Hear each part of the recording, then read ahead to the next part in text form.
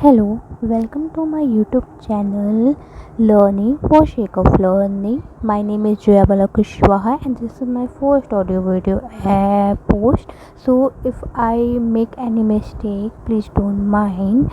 मुझे बहुत दिनों से ऐसे क्वेरीज और कमेंट्स आ रहे थे कि दी प्लीज़ मेरे को बताइए कि सिनॉप्सिस का वीडियो प्रेजेंटेशन या पावर पॉइंट प्रेजेंटेशन कैसे बनाते हैं सिनॉप्सिस पर। तो ये जो वीडियो है ये इसी से संबंधित होने वाली है।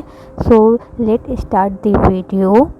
जैसे कि हम जानते हैं कि पावर प्रेजेंटेशन में हम हमेशा छोटे स्लाइड्स रखते हैं, छोटी चीज़ें रखते हैं। ऐसे ही सिनॉप्सिस भी जो होता है वो ब्रीफ समरी होती है आपके जो डिसर्टेशन करने वाले हैं या जो कर चुके हैं उसके ऊपर होता है कि आप ब्रीफली डिफाइन करते हैं ईच एंड एवरी एलिमेंट को। वो होता है आपका सिनॉप्सिस। और जब वो सिनॉप्सिस आपका पावर पॉइंट प्रेजेंटेशन में बदलता है तो वो थोड़ा और ब्रीफ हो जाता है। आप इस स्लाइड पे थोड़ी बहुत चीज़ें डालते हैं एंड उसको आप अपने लेवल पे एक्सप्लेन करते हैं।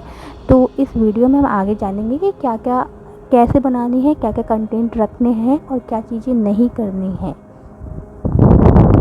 जैसा कि आपको स्क्रीन पे दिख रहा होगा ये स्लाइड मेरे ही पावर पॉइंट प्रेजेंटेशन का है। जब मैंने सिनॉप्सिस प्रेजेंट किया था ये उसी की स्लाइड है। तो हम क्या करते हैं कि जब हम सिनॉप्सिस प्रेजेंटेशन बनाते हैं तो सबसे पहले वेलकम वाली स्लाइड होती है, फिर सेकेंड स्लाइड जो होती है जिसमें हम अपने डिसर्टेशन का टाइटल, अपने सुपरवाइज़र का नेम, अपना नेम, ये सारी चीज़ें डालते हैं। द थर्ड स्लाइड जो होती है वो कंटेंट के ऊपर होती है और इसमें वही सारे कंटेंट होते हैं जो आप अपने डिसर्टेशन में रखने वाले हैं। वही सारे कंटेंट के बुलेट्स पॉइंट्स ये पीपीटी में होने वाले हैं। तो जैसे आप सबसे पहले डिफ़ाइन करते हैं स्लाइड्स में कि इंट्रोडक्शन क्या है, बैकग्राउंड क्या है आपकी स्टडी का, नीड एंड सिग्निफिकेंस क्या है, रैशनल क्या है, एग्जिस्टिंग नॉलेज गैप क्या है, research question, statement of the problem, operational definition and objective of the study.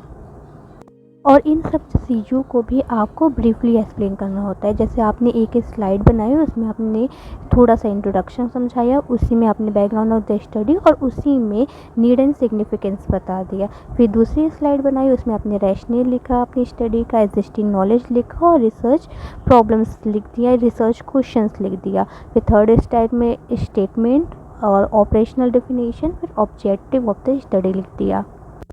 इन सारी चीज़ों को आपको स्लाइड पर ब्रीफली मेंशन करना होता है, ब्रीफ में लिखना होता है। और जब आप प्रेजेंटेशन देते हो तो आप कर सकते हो कि आप उसको एक्स्ट्रा आप एक्सप्लेन कर लो, लेकिन स्लाइड में ये सारी चीज़ें ब्रीफ में लिखी जानी चाहिए। लंबे लंबे पैराग्राफ्स नहीं लिखते हैं। के बाद हम आगे के नेक्स्ट बुलेट पॉइंट देखेंगे जो मैंने अपने पीपीटी में मेंशन किए थे। वो बुलेट पॉइंट मेरे डिसर्टेशन में भी थे। सो नेक्स्ट स्लाइड पर हम आगे बढ़ते हैं। जैसे कि आप नेक्स्ट स्लाइड पे देख पा रहे हैं मेरे आगे के बुलेट पॉइंट्स हैं null hypothesis, methodology of the study, population of the study, क्या सैम्पलिंग टेक्निक मैं यूज़ कर रही हूँ। उसके साथ साथ मैंने अपने जो मेरा टाइटल था डिसर्टेशन में उसमें मैंने जेंडर और कॉलेज टाइप के हिसाब से सैम्पलिंग को किया था, तो मैंने वो भी चीज़ें मेंशन की हैं। फिर जो क्वेश्चन आयर है जो मैं जिससे दौरान मैं सर्वे करने वाली हूँ उसके मैंने कितने डायमेंशन में बांटा है वो है बुलेट पॉइंट्स में। फिर डेटा को एनालाइज करने का क्या टेक्निक है और मैंने डिलिमिटेशन क्या सेट की है और ये सारी चीज़ें लिखने के लिए मैंने क्या क्या रेफरेंसेस यूज़ किया है वो लास्ट होगा। देन उसके बाद थैंक यू करके आप अपने इस स्लाइड को कंप्लीट कर सकते हैं। बट ये ध्यान रखिएगा कि ये जो पीपीटी होती है सिनॉप्सिस पे वो बहुत ही संक्षिप्त वे में होती है। आप कोई भी पैराग्राफ राइटिंग नहीं करेंगे।